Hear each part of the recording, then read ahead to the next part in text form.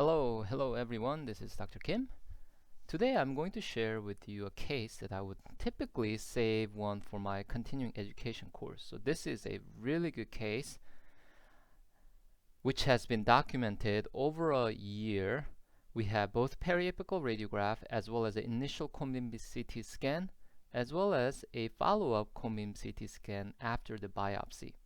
So as you already saw in the title, you're here to find out how a odontogenic keratid cyst appeared on an initial radiograph, and after no treatment other than biopsy, how it would appear a year later. That's what you're here to find out. Okay, let's start with this initial PA that was taken approximately a year ago. Here you're looking at the canine lateral incisor 6 and 7, and as you look at the apical area of 7, hope you find that there is a relatively well-defined corrugated radiolucency near the apex of number 7. You can also see that the lamina dura appears to be disrupted at the apex. So just based on this radiograph, you might want to test the vitality on number 7.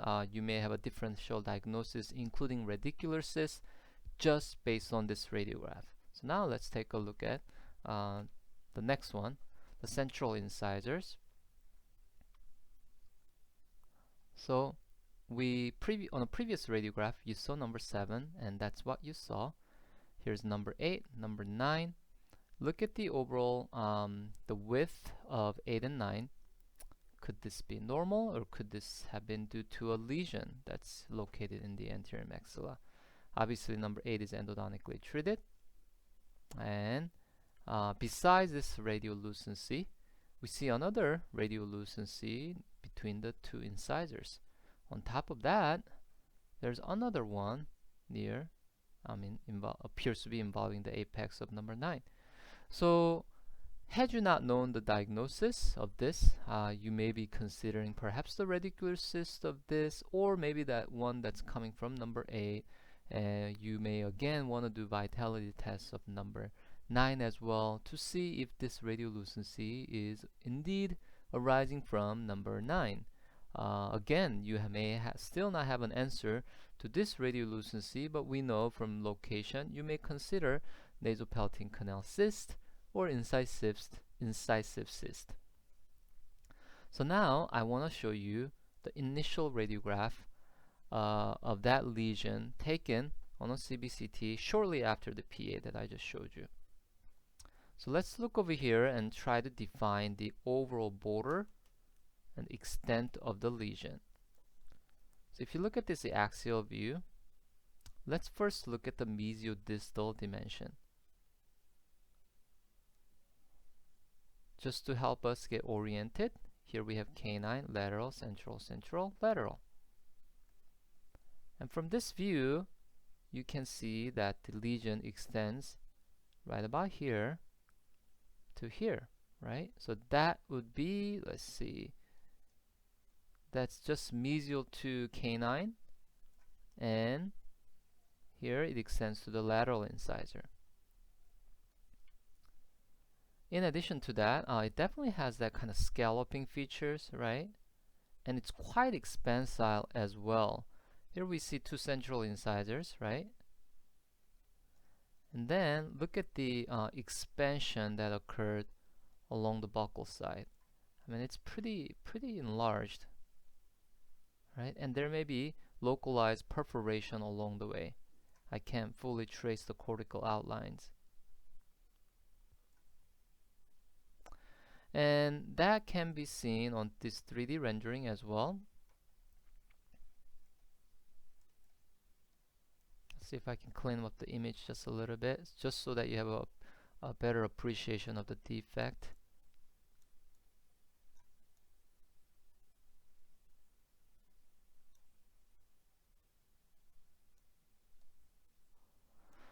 Alright, what about in the sagittal view?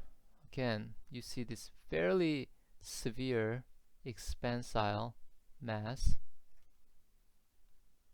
thinning the buccal cortex. But surprisingly, or maybe not surprisingly, we don't see any overt root resorption in this case. Okay, it definitely has that kind of multilocular appearance, right, with septations throughout the lesion. So, at the time of taking this scan, my initial differential diagnosis actually was OKC was my #1 differential. Another thing that I can tell you is this patient is in his or her late 70s. So you have to kind of consider the age as well when you're coming up with differential diagnosis. And the biopsy result did come back as odontogenic keratosis. But the reason I got to see this case again is the patient apparently at the time of discussing the treatment plan declined to get any treatment at that time. Patient did not want it to go under IV sedation, nor she wanted to risk the losing these teeth. So I don't know the entire story, but she did not get any treatment, and she came back a year later and asked our doctor or oral surgery fellow resident to see if she can just go without any treatment. So our resident decided to take a follow-up CBCT scan just to see how much it has expanded or grown over the course of 12 months. So again, the patient did not receive any treatment besides the biopsy that was done just about a year ago. So now I'm going to show you CBCT scan of this area almost exactly 12 months later. Taken 12 months later. So here it is.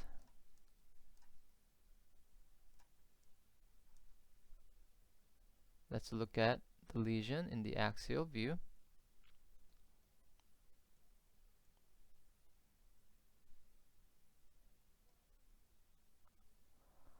What do you notice? Have you been surprised?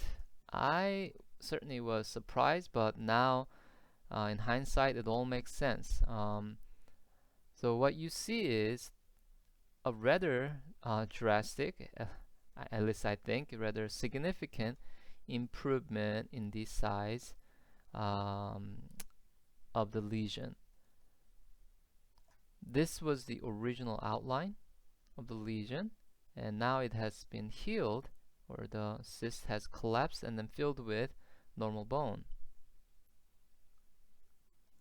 Likewise, you can still see the original outline of the lesion, which now has healed and is filled with bone. And so overall size of the lesion has been decreased rather drastically. So there's a great improvement and healing of the site. Even the buccal expansion doesn't seem as big as the other scan. Now let's look at that in the coronal view, sagittal view as well. I mean, if you recall, that expansion was a lot more severe in the previous scan, but not as much now. Again, there's no root resorption, a discernible severe root resorption, nor I see any kind of improvement in the displacement of the teeth. So dentition, there's little to no effect on the dentition from what I can tell, mainly in the reduction of the lesion. So now let's try to make a sense out of this for a second. Odontogenic keratosis, you know that it has a high propensity to recur. And how can we explain for the reduction in the size? Well, it's a cystic lesion, and when you do a biopsy, I don't know whether they try to enucleate the lesion or marsupialize the lesion. I don't have the full clinical history, but doing a biopsy definitely required taking a piece of this cystic lining, which probably led to decompression of the lesion, and I think that's what led to this reduction.